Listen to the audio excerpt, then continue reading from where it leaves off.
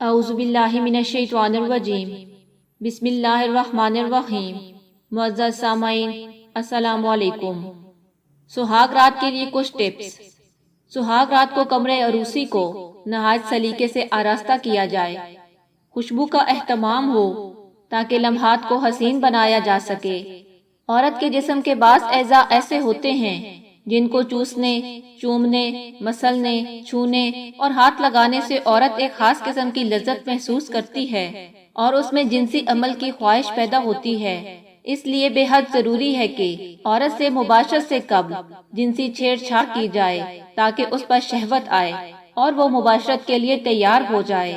مباشرت سے قبل عورت کے ساتھ جنسی کھیل کھیلنے کی وجہ سے عورت کے عضو خاص میں رطوبت اور چکناہٹ پیدا ہو جاتی ہے، جس کی وجہ سے عورت کو ہم بستری کے وقت تکلیف نہیں ہوتی، اور یہ رطوبت اور چکناہٹ مرد کے لیے بھی آسانی پیدا کر دیتی ہے۔